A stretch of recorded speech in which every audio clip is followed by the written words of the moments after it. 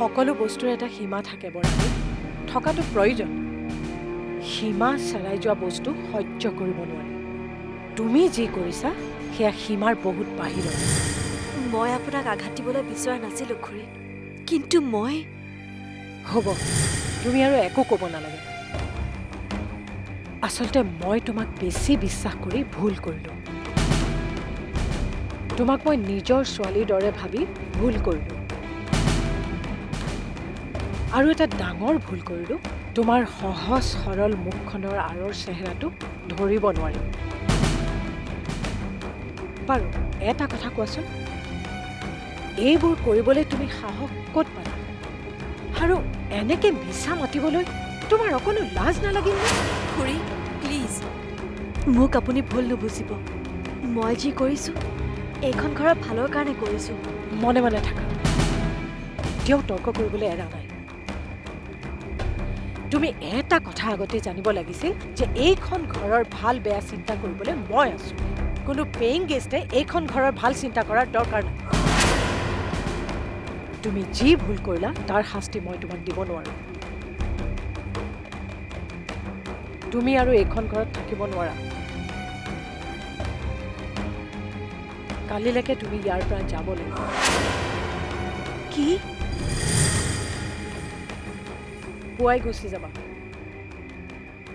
কিন্তু খুৰী মোৰ ৱৰ্কশ্বপ শেষ হ'বলৈ আৰু মাত্ৰ 2 দিন আছে এটলিষ্ট এই 2টা দিন মোক ইয়াত থাকিবলৈ দিয়ক তাৰ পাছত মই কেৱল একো নাজানো তুমি এইবোৰ তেতিয়াই ভাবিব লাগিছিল যেতিয়া তুমি মোক মিছা কাহিনী শুনাই আছিলা আৰু মোৰ বিৰুদ্ধে মোৰ ঘৰৰ মানুহবিলাকক উচতাইছিলা আপুনি মোক ভুল বুজিছে খুৰী মই মাত্ৰ সিহঁতে ভাল পোৱা কামবোৰ কৰাতহে সহায় কৰিছিলোঁ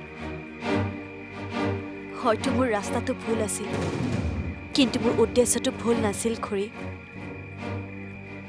ভুল শুদ্ধৰ বিচাৰ কৰিবলৈ এতিয়া আৰু একো বাকী নাই ঠিক আছে মই কাইলৈ পুৱাই ইয়াৰ পৰা গুচি যাম মোৰ বাবে আপুনি যিখিনি আঘাত পালে তাৰ বাবে মোক ক্ষমা কৰিব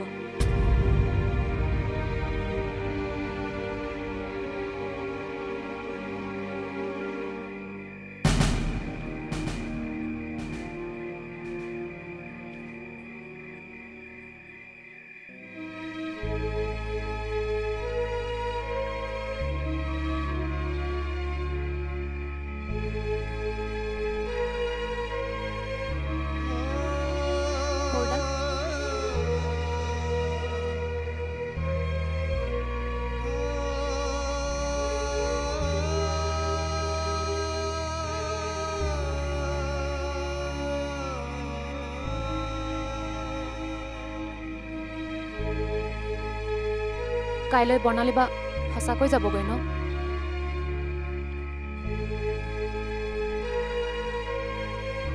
মই মাৰ ওচৰলৈ গৈছিলোঁ কিন্তু একো কোৱাৰ সাহসেই নহ'লো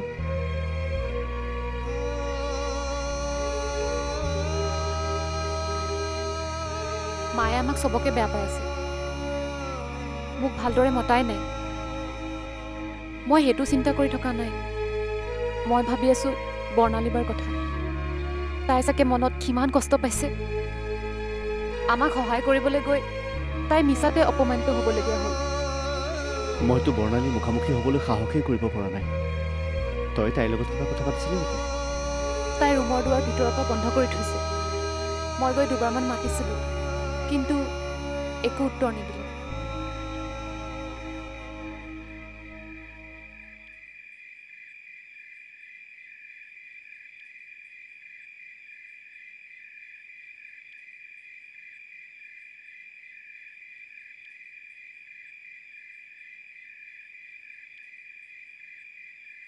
ফোন এটা কৰি চাওঁ ৰ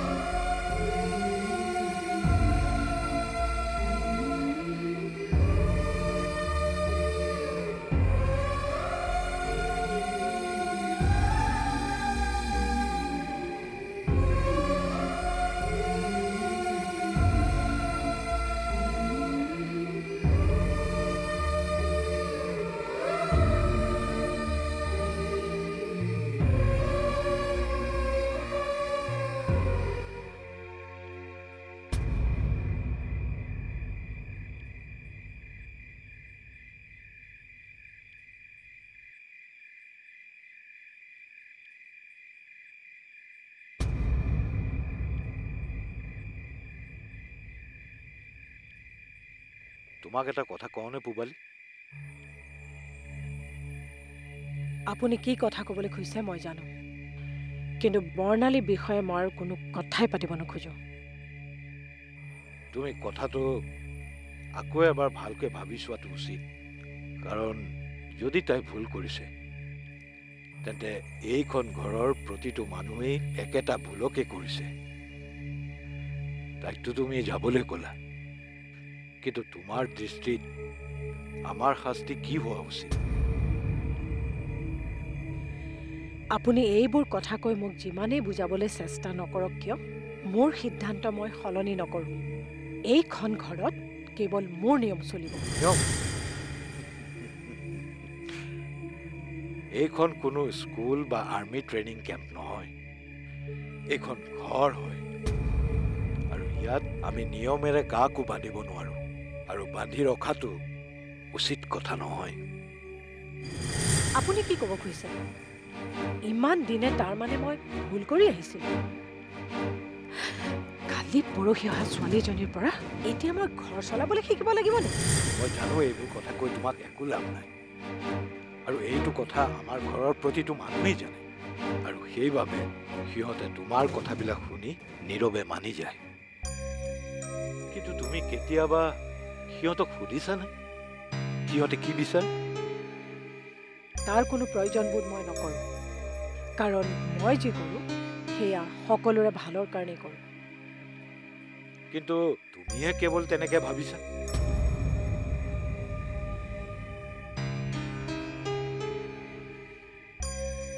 ঘৰৰ মানুহবিলাকে কি ভাবে সেইটোতো তুমি নাজানা।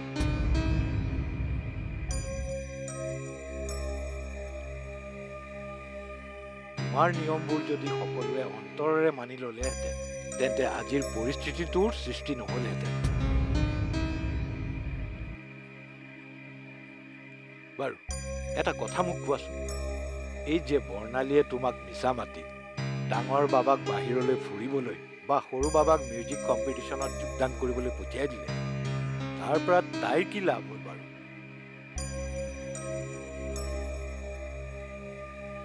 তাইৰ একো লাভ হোৱা নাই, কাৰণ লাভৰ বাবে তাই একোৱেই কৰা নাই। তাই মাত্ৰ আমাৰ ঘৰৰ সকলোৰে সুখ বিচাৰিছিল, যিটো তোমাৰ নিয়মে কেতিয়াও দিব নোৱাৰে।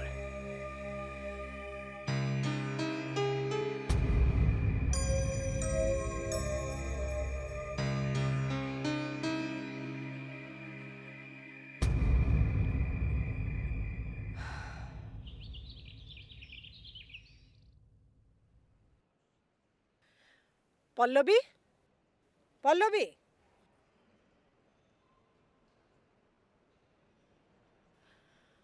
পল্লৱী, মই মন্দিৰৰ পৰা আহোঁতে অকণমান দেৰি হ'ব পাৰে। ধনক কবি বৰ্ণালী যোৱাৰ পিছত ৰুমটো যাতে ভাল ধৰণে চাফা কৰি দিয়ে। ঠিক আছে। আৰু এটা কথা, সুতৰ লগত উটি যোৱা শিক্ষা মই তহঁতক কেতিয়াও দিয়া নাই। কথাটো মনত ৰাখিবি, ভৱিষ্যতে যাতে এনে ভুল আৰু কেতিয়াও নহয়।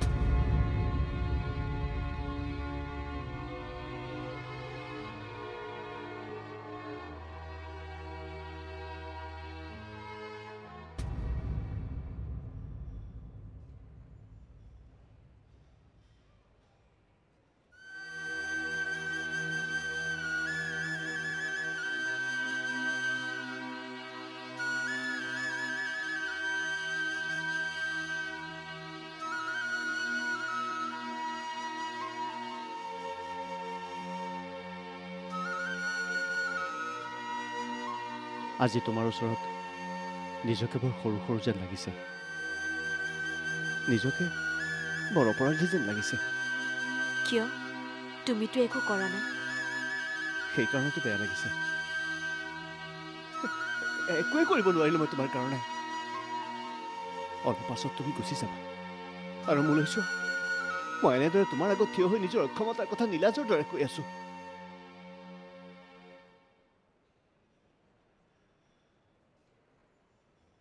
জীৱনৰ কোনো কোনো বিশেষ মুহূৰ্তত আমি সকলো বৰ অসহায় হৈ পৰোঁ মনোজ। মোৰ তোমাৰ প্ৰতি কোনো অভিযোগ নাই। তুমি তোমাৰ জীৱনটোক লৈ আগবাঢ়ি যোৱা। তাৰমানে আজি তুমি এই ঘৰখনৰ লগতে মোকো এৰি থৈ গৈ আছা ন? আজিৰ পৰা তোমাৰ লগত মোৰ কোনো সম্পৰ্ক নাথাকিব ন বৰ্ণালী?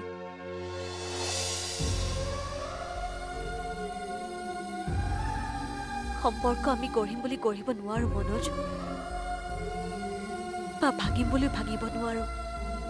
এই ক্ষমতা ভগৱানে নিজৰ হাততে ৰাখিছে।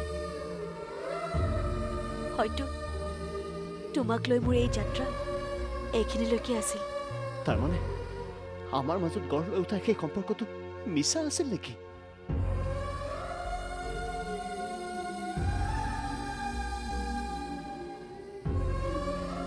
আমি যি সপোন দেখিছিলো সেই সপোনবোৰৰ কোনো অৰ্থই নাছিল নেকি? Be practical Manoj. আজি মই যিদৰে এই ঘৰখনৰ পৰা ওলাই যাবলগীয়া হৈছে, তুমি ভাবানে কেতিয়াবা মই এইখন ঘৰত নতুন সম্পৰ্ক লৈ আহিব পাৰিম? তোমাৰ মায়ে জানো মোক স্বীকাৰ কৰি ল'ব? কিন্তু এই কিন্তুবোৰত লাগি নাথাকিবা মনোজ। জীৱনটো বৰ দীঘলীয়া। অযথা প্ৰশ্নবোৰত লাগি সময় নষ্ট নকৰিবা।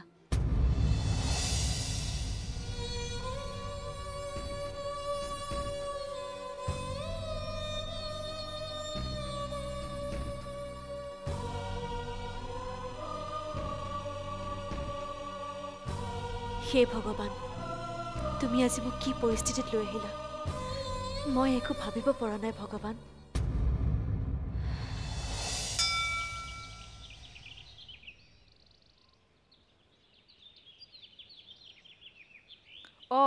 পূবালী, চাওঁ শুনাচোন, তোমাক ইয়াতে লগ পালে ভালেই হ'ল। মই আকৌ ভাবিছিলোঁ সন্ধিয়া তোমালোকৰ ঘৰত গৈ মিঠাই খাই আহিম। মিঠাই মানে? ইমান ভাল খবৰ এটা আৰু তুমি মিঠাই নোখোৱাকৈ সাৰিব আহিছা? এইবোৰ নহ'ব দেই। ৰ'বাচোন ৰ'বা, তুমি কি ভাল খবৰৰ কথা কৈছা মই একো বুজি পোৱা নাই। তুমি কিন্তু অলপ বেছি কৰিছা দেই। মই মনোজৰ কথা কৈছোঁ আকৌ। তাৰ গান মুম্বাইৰ মিউজিক ফেষ্টিভেলটোৰ কাৰণে চিলেক্ট হোৱা নাই জানো? আমি ৰাতিপুৱাই পেপাৰ পালোঁ। বৰ ভাল লাগিল কিন্তু দেই। তাক ক'বা আমাক পাৰ্টি লাগিব বুলি। আৰু গধূলি গৈ আছোঁ দেই।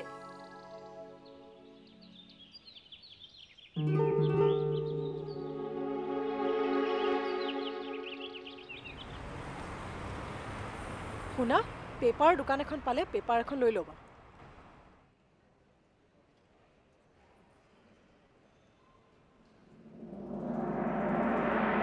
মই যাওঁ। নাযাবা না বৰ্ণালী বা। তুমি গুচি গ'লে আমাৰ ঘৰখন আকৌ আগৰ দৰে হৈ যাব। আমাৰ সপোনবোৰ আকৌ আধৰুৱা হৈ যাব। ঠেট বেঙি, সকলোবোৰ ঠিক হৈ যাব। তুমি চিন্তা নকৰিবা।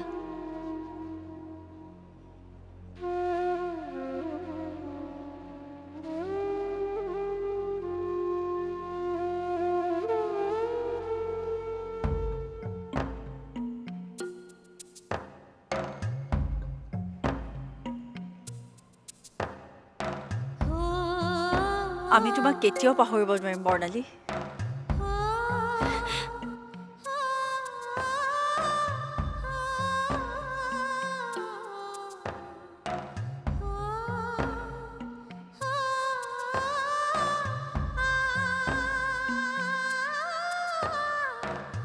বৰ্ণালী, আমাক পাহৰি নাযাব বৰ্ণালী।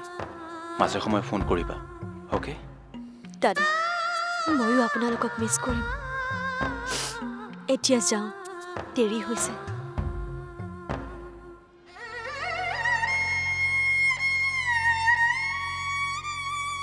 বৰ্ণালী, তুমি এইকেইদিনৰ ভিতৰতে আমাৰ জীৱনটোক নতুনকৈ জীয়াই থাকিবলৈ শিকাই দিলা। ভগৱানে তোমাক সকলোখিনি সুখ দিয়ক। কলৈ যোৱা তুমি?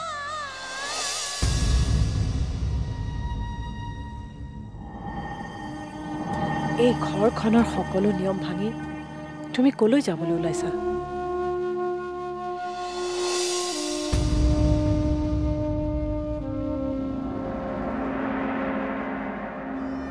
সুখে দুখে কিছুমান নিয়মৰ মাজত আমি সকলোবোৰ জীয়াই আছিলোঁ। হঠাতে আহি সকলোকে এক নতুন জীৱনৰ স্বপ্ন দেখুৱাই কলৈ যাবলৈ ওলাইছা তুমি? ক'তো যাব নোৱাৰা তুমি।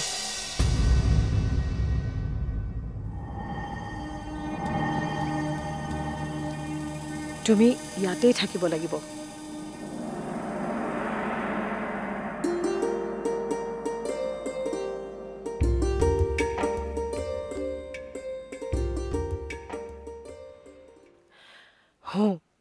এইখন ল তোৰ সপোন ফলিয়াই গ'ল তোৰ গান চিলেক্ট হৈছে ভাইটি এতিয়াৰ পৰা তই আৰু কষ্ট কৰিব লাগিব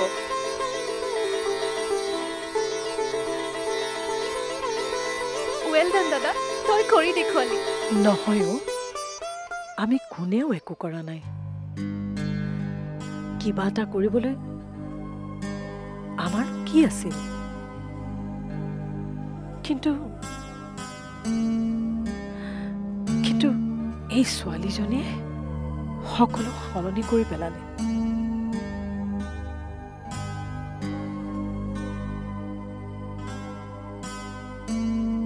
তুমি কলৈকো যাব নোৱাৰা বৰ্ণালী তুমি চিৰদিন আমাৰ লগতেই থাকিব লাগিব মোৰ বোৱাৰী হৈ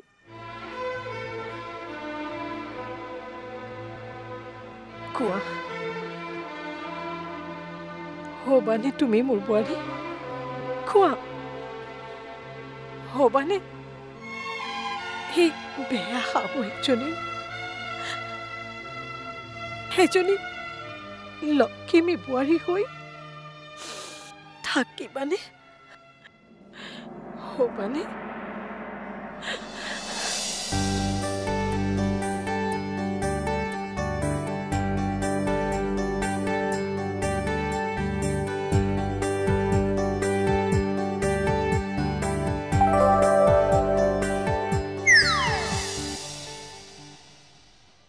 চাওক বৰ্ণালী মোৰ আটাইতকৈ প্ৰিয় ছাত্ৰী আছিল আৰু ভাল ছাত্ৰীতকৈও তাই এজনী বহুত ভাল ছোৱালী আৰু সেয়ে মই এটা প্ৰস্তাৱ লৈ আহিছোঁ মই তাইক মোৰ ঘৰৰ বোৱাৰী কৰিব খোজোঁ ৰ'বা বৰ্ণালী মই কোনো কথাই লুকুৱাব খোজা নাই আচলতে আমাৰ ঘৰৰ পৰিৱেশটো অলপ বেলেগ এই পৰিৱেশৰ মাজত তাই মিলিব পাৰে নে নোৱাৰে সেইটো মই নাজানো কিন্তু বিয়াৰ পিছত যদি তাই কিবা অশান্তি হয় মই নিজকে কেতিয়াও ক্ষমা কৰিব নোৱাৰিম সেয়ে মই কথা এটা ভাবিছোঁ বৰ্ণালীয়ে আমাৰ ঘৰত অলপ দিন থাকি পৰিৱেশটো নিজে চাই লওঁ আৰু ইয়াৰ উপায় হৈছে paying guest.